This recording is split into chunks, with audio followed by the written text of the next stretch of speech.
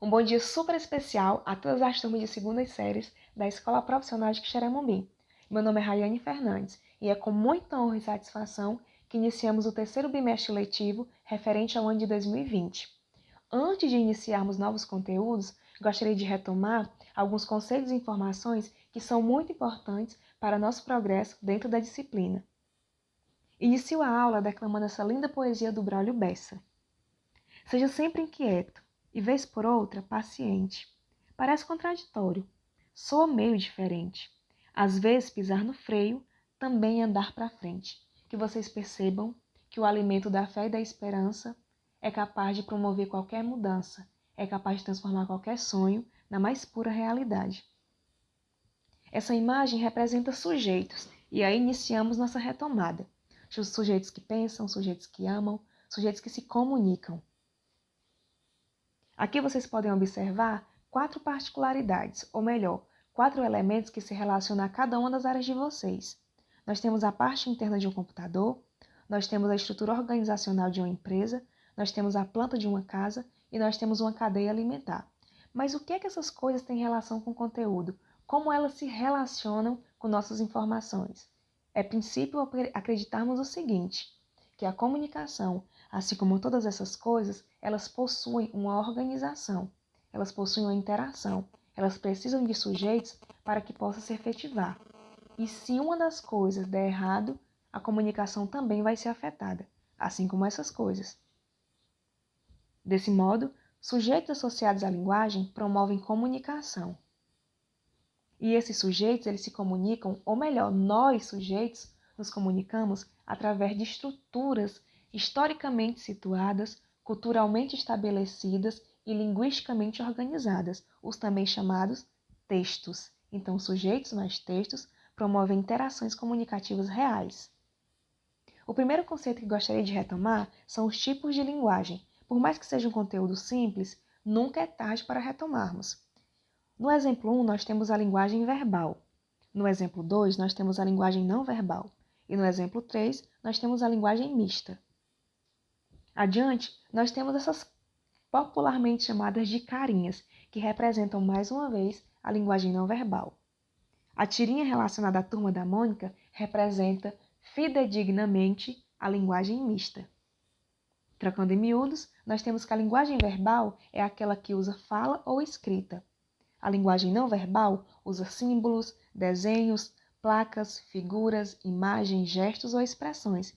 E a linguagem mista, eu gostaria que vocês lembrassem do hot dog, que une pão e sanduíche, ou melhor, e salsicha. E isso dá a linguagem mista, que é a associação das duas coisas, linguagem verbal e linguagem não verbal.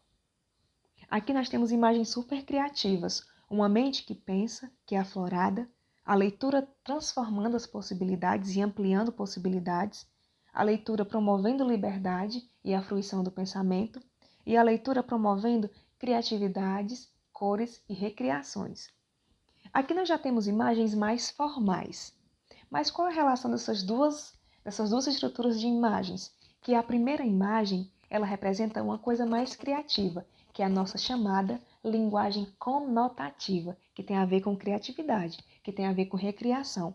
Já essa imagem do Dicionário Aurélio, da entrevista e do Jornal Nacional representa a nossa popularmente chamada linguagem denotativa, que tem a ver com dicionário, uma linguagem mais formal, uma linguagem mais organizada e estruturada. Passamos agora a discutirmos os conceitos de texto literário e texto não literário. Nós começamos representando com essas imagens os textos não literários, que são aqueles que temos contato com eles todos os dias, assim como a nossa alimentação, assim como o calendário, assim como tomar água, assim como limparmos a nossa casa. São textos que estão todos os dias, independente da situação, em nosso cotidiano, seja uma conversa com o pai, seja um anúncio no rádio ou na TV, ou seja qualquer texto que se veicula diretamente e normalmente em nosso meio cotidiano. Já essas imagens, nem todos os dias nós temos contato com elas. Nem todo dia vamos à Disney. Nem todos os dias pintamos a unha. Nem todos os dias vamos ao supermercado com o nosso crush ou com a nossa crush. E nem todos os dias cortamos os cabelos, né? Vale salientar. Então, essas imagens, elas representam os textos chamados literários, pois nem todos os momentos, nem todos os dias temos contato com eles, mas em momentos bem específicos. Recapitulando, nós temos que a linguagem conotativa e a linguagem denotativa, elas são bem diferentes. Na linguagem denotativa, eu tenho um sentido que é não figurado. Eu uso a linguagem real e ela é mais comum em textos não literários, como é o caso da receita, da bula de remédio e da notícia. Já na linguagem conotativa, que ela traz o sentido figurado, nós temos uma linguagem que é menos comum e também é encontrada em textos literários, no caso da letra de música, na poesia, no poema ou no conto. Seguindo adiante, nós temos dois conceitos muito importantes, que são gêneros textuais ou literários e tipos textuais, ou melhor, gêneros e tipos. Para exemplificá-los, eu trouxe o exemplo de várias frutas e também de várias organizações. Nesse sentido, o que seria gênero e o que seria tipo? O gênero seria essa parte mais externa, a estrutura além. E o tipo textual seria a estrutura interna, ou seja, o fruto propriamente dito. E nesse sentido, o que seria tipo textual e o que seria gênero? O gênero textual seria a casa, seria o guarda-roupa, seria a caixa que tem os chocolates e seria a estante. E o que seriam os tipos? Seriam as coisas internas, os móveis, as roupas, os chocolates e os livros que compõem. Então, o tipo textual, ele é mais restrito, ele é mais interno. Já o gênero, que é o texto propriamente dito, ele é mais abrangente. Vale salientar que existem infinitos gêneros, mas tipos textuais são poucos. Os principais são narração, descrição, argumentação, injunção e exposição. Vamos tomar como exemplo a narração. Quando eu lembro de narração, eu lembro de história. Aí eu queria que vocês retomassem também depois aqueles conceitos de elementos da narrativa. Muito bem.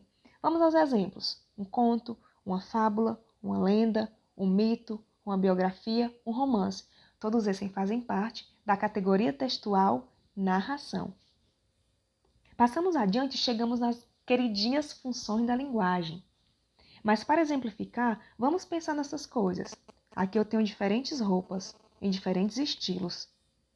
Aqui eu tenho diferentes materiais didáticos, escolares especificamente falando, que eu uso em diferentes contextos, em diferentes momentos. E aqui é ruim, hein? Tem a ver com a questão da cozinha, de fazer comida. São diferentes utensílios domésticos utilizados em diferentes contextos e em diferentes momentos. E aqui nós temos infinitos remédios com diferentes particularidades e aplicações também. Mas qual a relação disso com funções? Porque é isso que representa.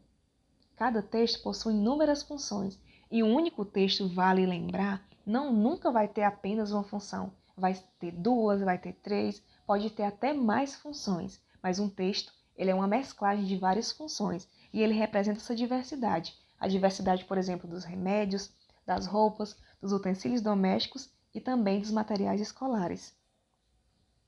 Aqui nós temos o quadro, que as funções da linguagem específica são 6. A função emotiva, a função conotativa, ou também chamada de apelativa, a função poética, a função referencial, a função fática e a função metalinguística. E observem que cada uma dessas funções representam um elemento da comunicação. Vocês lembram qual é o nome da teoria que estuda as funções da linguagem? Acertou quem disse teoria comunicativa ou teoria da comunicação. Aqui nós temos o primeiro exemplo. Uau, eu venci! Eu sou demais! Consegui a aprovação, ninguém me segura. Essa imagem ela representa fielmente a função emotiva da linguagem. Observem que os verbos e os pronomes eles estão em primeira pessoa, sem falar que expressam a emoção e a admiração de uma pessoa. Aqui nós temos diretamente uma conversa de WhatsApp. Oi, oi, eu sei que você está aí. O negocinho ficou azul, responde. A Maria veio e nem fala. Emojis chorando. Então, nesse sentido, o que é que eles representam? Ele representa especificamente esse diálogo a função fática da linguagem, que vem do teste de um canal, dessa reflexão desse diálogo. Aqui nós já temos outra função da linguagem. Que foi? Não sei se olho para você ou para o balão. Aqui nós temos a representação da famosa função metalinguística. É quando nós temos o código, no caso a língua portuguesa, falando do próprio código. Mas aqui nós também temos a função fática. Sim, Lembrem do que eu falei. Um texto pode ter mais de uma função da linguagem, certo? Aqui nós temos letras de música, que diz o seguinte: quando a gente gosta, é claro que a gente cuida. E tem do outro lado: é preciso amor para poder pulsar, é preciso paz para poder sorrir. E eu desandei, porque eu confundi as músicas, mas não tem problema. Aqui nós temos a exaltação de uma função da linguagem centrada na mensagem, na emoção. E geralmente ela vem em segunda ou terceira pessoa e nunca em primeira. É a chamada função poética. Aqui nós temos diferentes livros didáticos e eles representam fielmente a função referencial da linguagem, que traz uma linguagem culta, uma linguagem formal, com foco na informação que é passada, ou melhor dizendo, no contexto. Aqui nós temos as famosas propagandas. Banho e tosa, aqui seu cão, sai um gato. Aqui também nós podemos identificar que é a função apelativa ou também chamada de conativa, ou seja, é aquela centrada no receptor. O seu foco é convencer quem está lendo, escutando ou observando. Aqui nós temos mais 2 exemplos. Dê para o seu filho um presente que vira caneta, bicicleta, carrinho e chapéu. Aqui eles fazem uma alusão ao futebol. A vocês que gostam do futebol, né? E no outro nós temos, ele não precisa de muito, só de você. Então percebam que em ambas as propagandas há um teor muito grande de apelação, de pedir sua atenção, de pedir sua interação e de pedir a sua contribuição. O foco sempre vai ser no você, ou seja, no receptor. Observem aqui. Vários sucos, caixas de suco em um supermercado. Aqui nós temos vários medicamentos em uma farmácia. Já aqui nós temos várias frutas em uma feira. Mas o que é que isso tem a ver? Isso resume tudo que nós estudamos até agora. Todas as funções, todos os tipos textuais, todos os gêneros textuais, todos os tipos de linguagem e toda essa diversidade maravilhosa que compõe a língua portuguesa, a comunicação e a linguagem. Encerro trazendo conhecimento adicional. Esses são os 8 países que usam a língua portuguesa como matéria oficial, ou seja, como língua oficial de seus países: Angola, Brasil, Cabo Verde, Guiné-Bissau, Moçambique, Portugal, São Tomé e Príncipe e Timor-Leste. E eu encerro agradecendo a atenção de vocês e com a reflexão da Cecília Meirelles, que a vida só é possível reinventada. Um forte abraço e até a próxima.